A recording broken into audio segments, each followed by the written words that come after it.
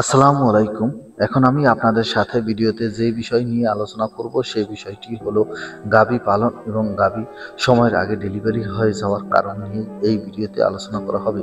আমার এই ভিডিওটি যদি আপনাদের একটু ভালো লেগে থাকে তাহলে প্লিজ লাইক, শেয়ার, কমেন্ট এবং সাবস্ক্রাইব করবেন। আপনাদের কোনো বিষয়ে যদি প্রশ্ন থাকে তাহলে আমাকে কমেন্ট করবেন। আমি পরবর্তী ভিডিওতে সেই বিষয় উত্তর দিয়ে দিব। ভিডিওতে যে গরুটি দেখতে পাচ্ছেন এই গরুটি ডেলিভারির সময় আগে ডেলিভারি হয়েছে, তাই খামারি ভাই অনেক টেনশন বেড়ে গেছে।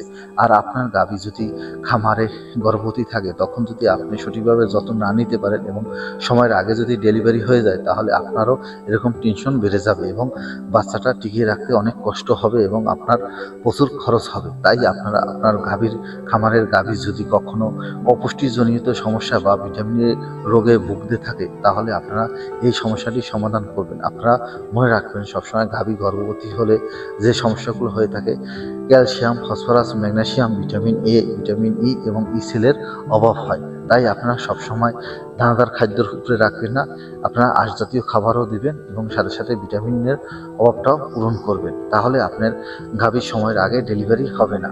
আপনি মনে রাখবেন সবসময় আপনার গাভীর যখন 7 মাসের হয়ে গেছে তখন আপনারা ইসেল ও সেলিয়াম খাওয়াবেন। তাহলে আপনার গাভীর ডেলিভারি ভালো হবে এবং 7 মাসের আগে যতটা সম্ভব ক্যালসিয়াম খাওয়াবেন, ম্যাগনেসিয়াম খাবেন এবং ফসফরাস খাবেন। এতে দেখা যাবে যে গরুর দুধটা কম নামবে বা লাস্ট পর্যায়ে ম্যাস্টাইস হতে বাধা দেবে এবং লাস্ট টাইমে যদি বেশি পরিমাণ ক্যালসিয়াম খান তখন দুধ বেশি নামে, এতে ম্যাস্টাইস হওয়ার সম্ভাবনা বেশি থাকে। তাই আপনারা 7 মাসের আগে ক্যালসিয়ামটা খাইয়ে গরুকে সঠিক পূর্ণ অবস্থায় রাখবেন এবং আপনারা সবসময় দানাদার খাদ্য খাওয়াবেন এবং দানাদার খাদ্যের সাথে সাথে পর্যাপ্ত পরিমাণ আঁশযুক্ত খাবার বা কাঁচা ঘাস দেবেন। তা না হলে আপনার গরু যে কোনো সময় ডেলিভারি হতে পারে এবং আপনার গরু যদি রোগাক্রান্ত থাকে বা কোনো সময় কৃমিনাশক বা অতিরিক্ত অ্যান্টিবায়োটিক এসব থেকে বিরত থাকবেন, কেননা এটা খাওয়ালেও অনেক সময় সময়ের আগে ডেলিভারি হয়ে যায়।